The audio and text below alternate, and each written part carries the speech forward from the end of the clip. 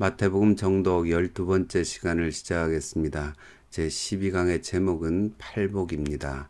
이번 시간부터 우리는 예수님의 산상수훈을 공부해 나갈 건데 이미 살펴봤듯이 4장 23절에 예수께서 온 갈릴리에 두루 다니사 그들이 회당에서 가르치셨다. 그 가르치심의 핵심 내용이 5장, 6장, 7장에 집약되어 있다 그랬죠. 그리고 그게 5장 1절에 예수께서 무리를 보시고 산에 올라가 앉으셨다. 산에서 가르치신 아주 빼어난 교훈, 그래서 산상수훈이라고 우리가 부르지요. 그리고 이 산상수훈의 시작에 이 8가지 복, 팔복이라고 알려진 8가지 복이 있는데 일단 이 팔복이냐 구복이냐 그거 가지고 논쟁이 있어요. 왜 그러냐면 이게 일종의 시처럼 이어집니다. 마카리오이 이렇게 시작하거든요. 복이 있다. 그 마카리오이가 9번이 나옵니다. 그래서 제가 한번 쭉 읽어볼게요. 마카리오이, 그 다음에 심령이 가난한 자, 마카리오이 애통하는 자, 마카리오이 온유한 자, 이렇게 쭉 나가다가 마지막에 우리 8번째 복이 마카리오이 의를 위하여 박해를 받은 자 이렇거든요. 그런데 11절도 마찬가지로 마카리오이 하고는 나로 말미암아 너희를 욕하고 박해할 때, 그러니까 구조상으로 보면 9가지 복이 맞습니다. 그래서 전에 어떤 분은 아주 분개를 하시면서 그래서 기존 교회는 뭐 틀렸다, 팔복을 가르치니 틀렸다 이런 식으로 막 화를 내시는 걸 제가 직접 본 적이 있습니다. 근데 기존 교회에서 팔복을 얘기하는 것은 여기 나오는 대로 10절과 11절의 내용이 비슷해요. 의를 위하여 박해를 받은 자, 그다음에 11절에 나로 말미암아 너희를 욕하고 박해하고 거짓으로 너희를 거슬러 모든 악한 말을 할 때 내용이 같지요. 그래서 내용상은 팔복이다 이렇게 보는데 이런 팔복이냐 구복이냐 이런 거 가지고 힘을 뺄 필요는 없다고 생각합니다. 그런 데서 우리가 오히려 본질을 잃어버리는 계기가 될 수도 있거든요. 중요한 거는 이 예수님께서 가르치신 팔복이 혹은 구복이 산상수훈 전체의 서론이면서 동시에 초록입니다. 이 초록 아시죠? 논문에는 초록이 붙어요. 근데 이거 초고하고 다른 겁니다. 초고는 글을 쓰다가 처음에 이제 안 깎은 날글이라 그러죠. 날것의 글을 초고라 그러고, 초록은 어떤 면에서는 가장 많이 깎는 글입니다. 그래서 초록 앱스트랙이라 그러는데 논문 전체를 다 쓴 다음에 완전히 결론이 나고 논문이 완성된 뒤에 이 논문에 대해서 한 문단 정도로 혹은 두 문단 아주 짧게 압축을 하는 겁니다. 그래서 이 논문은 뭐에 대한 거다. 그 이야기를 쓰면 학자들이 연구할 때 많은 논문들을 참고하잖아요. 그때 이 논문이 쓸모 있냐 없냐 이걸 갖다가 거의 초록을 보고 결정을 합니다. 초록이 굉장히 중요하고요. 가장 먼저 나타나는 맨 얼굴이거든요. 근데 이 산상수훈의 이 팔복이 그렇습니다. 이 안에 산상수훈의 내용이 뭘 가르치냐가 다 들어있습니다. 그래서 여러분 보십시오. 예수님께서 굉장히 정교하게 말씀하십니다. 3절에 심령이 가난한 자는 복이 있나니 천국이 그들의 것이며, 그리고는요 그 다음부터 두 번째는 위로를 받을 것이고 땅을 기업으로 받을 것이고 배부를 것이고 긍휼히 여김을 받을 것이고 하나님을 볼 것이고 하나님의 아들 딸이라고 일컬음을 받는다. 이 6가지가 여러분 결국 뭡니까? 천국 가서 얻을 복을 얘기합니다. 이게 땅에서 이루어지는 위로가 아니에요. 산상수훈 전체를 보면 알겠지만 땅에서 보상을 받는 게 아니에요. 그렇기 때문에 시작이 천국이 그들의 것임이고 나중에 천국에 가면 위로를 받고 땅을 기업으로 받고, 그러니까 이 땅을 가지고도 왈가왈부하는데 예수 잘 믿고 온유하고 그러면 뭐 이 땅에서 부동산 재벌된다 이런 식으로 해석을 할 수가 없는 거죠. 여기 땅은 물론 이게 구약의 인용이지만 이건 영적인 의미입니다. 그리고 배부르다 이것도 하늘나라에서 배부른 거고요. 그리고 하나님께 긍휼을 받고 그 다음에 나아가서 하나님을 보고 그 다음에 하나님께 하나님의 아들 딸이라고 일컬음을 받게 된다. 이게 다 천국의 복이에요. 그러니까 시작이 첫 번째 복이 심령이 가난한 자는 복이 있나니 천국이 그들의 것임이고, 마지막 10절에도 여덟 번째 복도 의를 위하여 박해를 받은 자는 복이 있나니 천국이 그들의 것임이라. 그러니까 그들이 받는 보상에 대해서 보면 구조적으로 팔복이 맞죠. 천국과 천국 이렇게 뚜껑이 닫혀 있고 가운데는 그 천국에서 얻을 복 6가지가 나오죠. 여기 나오는 심령이 가난한 자, 누가복음에는 그냥 가난한 자가 나오거든요. 이걸 가지고도 논쟁이 많아요. 마태가 심령을 붙인 거다. 이제 보통 그렇게 해석을 하죠. 왜 마태 공동체는 좀 이씨 사는 사람들이거든요. 그리고 누가 공동체는 가난한 자들을 중시하던 공동체니까 그렇다. 뭐 그런 해석도 있고 그런데 저는 그렇게 하나하나 다 해석을 하면 뭐 너무 시간이 걸리니까요. 그리고 좋은 설교들과 좋은 해석들도 많죠. 뭐 예를 들면 그 마틴 로이드 존스의 산상수훈, 우리나라에는 상하권으로 아마 번역이 됐을 겁니다. 제 서재도 아마 있는 것 같아요. 저도 그걸 다 읽었는데 그렇게 자세하게 보시려면 그런 걸 보시면 되지만 전체를 한번 꿰뚫어 보는 게 중요해요.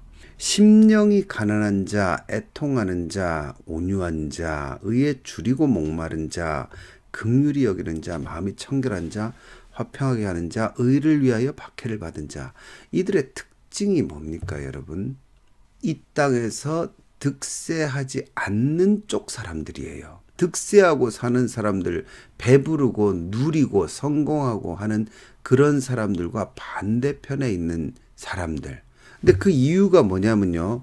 그 8번째 복에 의를 위하여, 그리고 그 의를 위한 게 뭐냐? 11절에 나로 말미암아, 즉 예수님을 위하여서 이 땅에서 고통받는 자, 그게 의로운 사람이고 그 의로운 사람에게 천국이 주어진다. 지금 예수님께서는 그렇게 이 팔복을 통해서 이야기하고 계시면서 그 이후부터 나중에 천국에서 받을 복을 바라면서 이 땅에서 고난을 감수한다는 내용이 이어지죠. 그래서 이 팔복이 산상수훈 전체에 서론이면서 초록이면서 동시에 결론까지 되는 중요한 말씀이죠. 결국 산상수훈에서는 하늘나라에 갈 사람들, 하늘나라를 소망하는 사람들, 그 천국의 자녀들, 하늘 아버지의 자녀라는 말이 굉장히 많이 나오거든요. 그 하늘 아버지의 자녀들은 하늘에 보물을 쌓고 하늘에다 투자하죠. 그래서 이 땅에서는 손해와 멸시를 감수하고요. 이 땅을 목적으로 하는 자들이 있죠. 아예 하나님을 모르는 땅에 속한 자들이나 혹은 외식하는 자들이나 이런 땅에서의 잘되고 부유하고 번영하는 것을 목적으로 하고 땅에서의 칭찬과 땅에서의 배부름을 추구하는 사람들. 그 극명하게 산상수훈 안에서 나뉩니다. 그 대비 속에서 예수님은 이 하늘의 소망을 가진 사람, 하늘 아버지의 자녀로 살아가라. 그 얘기를 산상수훈에서 계속 강조하시죠. 그래서 마태복음 6장 16절에 너희를 위하여 보물을 땅에 쌓아두지 말라. 거기는 좀과 동록이 해하며 도둑이 구멍을 뚫고 도둑질하느니라. 오직 너희를 위하여 보물을 하늘에 쌓아두라. 거기는 좀이나 동록이 해하지 못한다. 무슨 의미입니까? 이 땅에다가 투자하고 땅에서 뭔가 얻는 것을 목적으로 하면 다 허사가 된다는 거죠.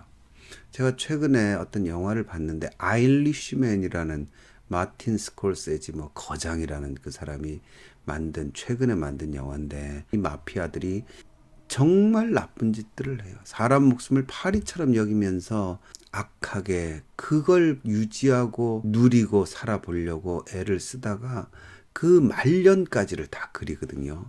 그리고 허무하게 죽는 것까지 그려요. 감옥에서, 요양원에서. 하여튼 그런 모습들이 인생이 뭔지를 상당히 잘 보여주더라고요. 여러분, 인생에 투자하면요, 아무런 남을 게 없죠. 왜? 모든 사람이 늙어서 죽는 게 인생이고, 좀이 쓸고 동록이 쓰는 게 인생이고, 아무리 투자해도 가지고 가지 못하는 게 인생이잖아요. 우리가 다 알지만 그럼에도 불구하고 또 실수하고 계속해서 절벽에 떨어지는 쥐처럼 우리가 살아가는데, 여기에 예수님께서 하늘나라의 진리를 전해주신 것.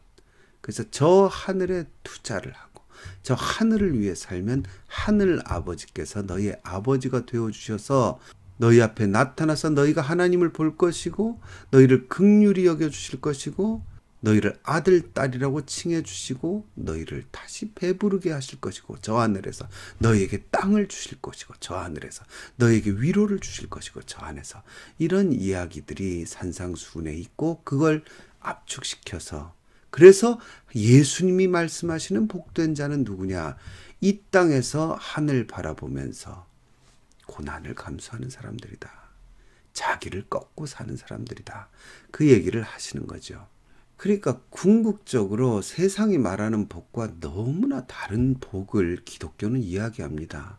근데 왜 기독교가 문제가 자꾸 지금 있냐면 이 예수님이 가르쳐 주신 핵심적인 예수님의 가치관을 자꾸 오도시켜서 예수를 믿으면 이 땅에서 배부를 것이고 이 땅에서 위로를 받고 이 땅에 진짜 땅을 차지하게 되고 이 땅에서 잘 먹고 잘 살 것이라는 예수님의 가르침을 오염시키고 예수님의 가치관과 사상을 오염시켜 버리니까 교회가 가짜라고 손가락질을 받는 겁니다. 그래서 여러분 결론적으로요. 우리가 인생을 조금 살아보고 성경을 조금씩 알아가면서 다행인 게 있다고 우리가 느껴야 돼요. 세상 일이 너무 잘 안 풀리셔서 참 마음이 안 좋으신 분들 있죠? 다행이라고 생각하십시오. 세상 일이 너무 잘 풀리면요. 그 문제가 있는 거예요. 그런 분들은 조심해야 됩니다. 흙수저인 걸 감사하십시오. 금수저, 은수저들은 조심해야 돼요. 어떻게 하든지 청지기 정신으로 그걸 가지고 누리고 배부르려고 하지 말고 하나님께서 원하시는데 그걸 그 주신 것들을 사용하려고 해야지 자칫 잘못하면 진짜 복 있는 이 명단에서 빠질 수가 있어요. 왜? 예수님께서 말씀하시지 않습니까? 그들은 자기 상을 이미 받았다. 누가복음의 나사로 이야기에 나오지 않습니까? 아브라함이 이르되 예 너는 살았을 때 좋은 것을 받았고 나사로는 고난을 받았으니 이것을 기억하라. 이제 그는 여기서 위로를 받고 너는 괴로움을 받느니라. 그 법칙이 산상수훈에 나타나 있는 거죠. 이 땅에서 의를 위하여 박해를 받고 예수님을 위해서 욕하고 박해하고 거짓으로 너희를 거스르는 모든 그 풍파 속에서도 꿋꿋이 예수님을 바라보고 예수님의 뜻을 쫓아서 살아가는 자가 결국 승리한다. 그러니 오늘 이 순간 너가 너무 배부르고 너무 위로를 받고 너무 승리하면 오히려 경계하여라. 예수님 그 말씀하시는 겁니다. 여러분 다시 말씀드리지만 세상 일이 너무 안 풀린다. 여러분 기뻐하고 즐거워하십시오. 젊을 때는 이게 굉장히 불만이 돼요. 근데 나이를 좀 더 먹어보면 죄송합니다. 아직 나이가 얼마 안 된 사람이 이런 말씀 드려서 죄송하지만 인생을 살다 보면 어느 순간 과거의 일들이 다 잘 안 풀리고 뭐가 좀 답답하고 뭐가 좀 억울한 일이 많고 원통한 일이 많고 더 나가서 그게 지금까지도 잘 안 풀리고 하는 그런 부분들이 이게 하늘에 적금을 쌓는 거구나. 주님 위해서 의를 위해서 뭔가 이렇게 하려고 했는데 그걸로 칭찬을 듣지 못해서 억울해할 거 없다는 거죠. 왜? 그게 다 하늘에다 보물을 쌓는 거예요. 그래서 어느 순간이 되면요. 늙어서 말년에 너무 잘 될까 봐 좀 겁이 나는 것도 있어야 돼요. 갑자기 잘 풀려서 지금까지 잘 이렇게 주 안에서 못 먹고 못 살아왔는데 갑자기 어떤 일이 생겨서 잘 먹고 잘 살면 어떡하나 이런 걱정이 들 때도 있죠. 우리가 하늘나라 가면 하나님께서 네가 내 뜻을 위해서 참 고생했다. 네가 참 많은 고통을 당했구나. 여기 내 잔치에 참여하라. 이런 말씀을 들어야 되는 게 복음이잖아요. 천국 복음이죠. 그게 천국 복음이죠. 그러니까 결국 산상수훈도 천국 복음과 직결되죠. 그래서 우리가 봤잖아요. 예수님의 가르침, 산상수훈, 그 다음에 예수님의 치료하심, 그 두 가지를 꽉 짜면 거기 엑기스가 천국이 나오고 천국 복음이 나오죠. 그래서 예수님의 3대 사역이 가르치시고 고치시는 그 가운데에 천국 복음을 전파하셨다. 이렇게 3대 사역이 연결된다 그랬죠. 그래서 여러분 다시 한번 말씀드리지만 여러분 인생에 억울한 것을 많이 쌓으시길 바랍니다. 더 나아가서요, 억울한 일이 풀리지 않기를 이 땅에서 그거를 오히려 소망하면서 우리 살아갑시다. 저 나라가 얼마 남지 않았지요, 우리 모두가. 그렇기 때문에 억울하고 힘들고 고통스러운 것들이 많은 것이 하늘에 쌓는 것이라는 이 예수님의 놀라운 가르침에 우리 자신을 맡기고 살아갑시다. 이것이 예수님의 사람들의 삶의 태도요, 삶의 목표입니다. 오늘은 여기까지 하겠습니다. 감사합니다.